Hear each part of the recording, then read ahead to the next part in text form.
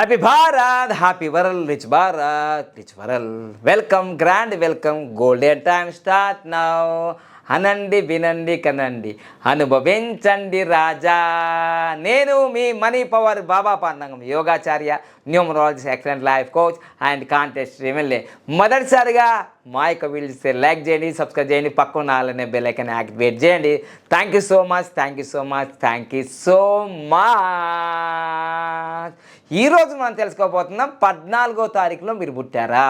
So అది జనవరిలో అయినా, ఫిబ్రవరిలో అయినా, మార్చిలో అయినా, April, May, June, July, August, September, October, November, December, ఏ నెలలో పుట్టినా, ఏ రాష్ట్రంలో, ఏ దేశంలో మీరు పుట్టినా 14వ తారీఖు పుట్టారా.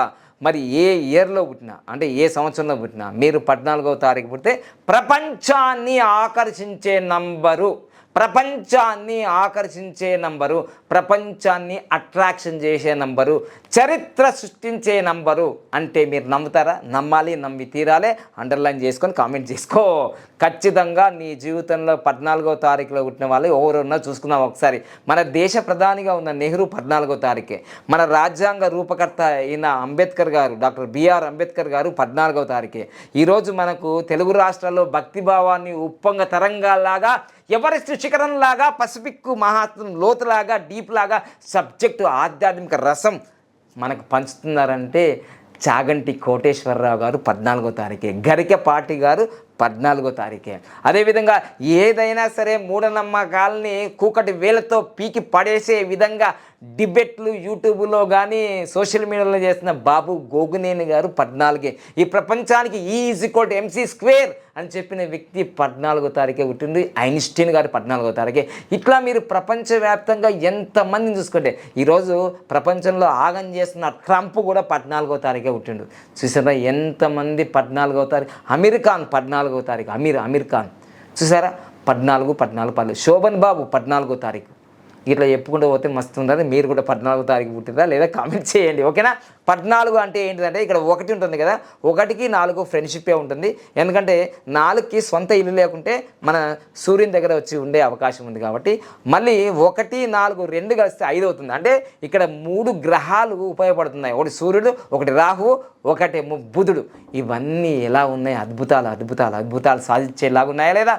సో ప్రపంచాన్ని ఆకర్షించే నంబరు 14. కానీ నేను మొదటి నుంచి 5, 14, 23వ తారీఖులో పుట్టిన వాళ్ళకి ఏం చెప్తున్నాను, మళ్ళీ స్పెషల్గా ఇది చెప్తున్నాను. కానీ మళ్ళీ ఏం చెప్తున్నాను, కానీ 5వ తారీఖులో 1 లేదు, 23వ తారీఖులో 1 లేదు, 14వ తారీఖులోనే 1 ఉంది. అంటే సూర్యుని యొక్క శక్తి పవర్ఫుల్గా వీళ్ళకు ఉంటుంది.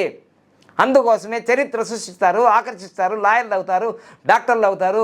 వీళ్ళు ఏది కాదండి, all in one master key. కానీ వీళ్ళ ఫ్యామిలీ లైఫ్ డిస్టర్బెన్స్ అవుతుందంటే మీరు నమ్మరు. ఎందుకు? మేము కలిసే ఉన్నాగా. మరి మీ భర్త ఏడున్నాడు?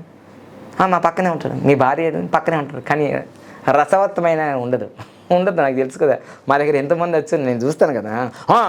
ఎట్లుంటుంది బాబు, ఉంటుంది ఇగో ఎద్దున్నోనికి బుద్ధి ఉండదట, బుద్ధి ఉన్నోనికి ఎద్దు ఉండదట. కామెంట్ చేయండి. అది ఏది లేదు, నాకు అర్థం చేసుకుంటారు. ఎద్దున్నోనికి బుద్ధి ఉండదట, బుద్ధి ఉన్నోనికి ఎద్దు. ఈ 2 ఉన్నాడు మనిషి ఉంటాడు, ఈ 2 ఉంటే మనిషి ఉంటాడు, వెళ్ళిపోతాడు.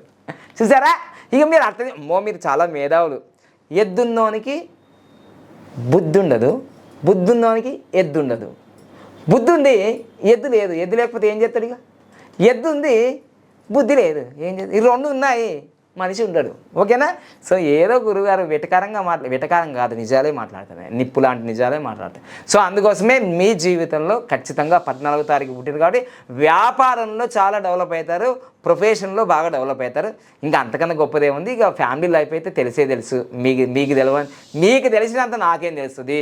నేను అంగోటిగా అని అంటాగా తక్కువ చదివిన డిగ్రీ BA అంతే. మీరు పీజీలు PhDలే, మేము ఎమ్మెల్యేలు, ఎంపీలు, సీఎంలు, PMలే, కలెక్టరేట్లు ఏమంటే 100 కోట్లు అంటారు మీరు, ఓకేనా.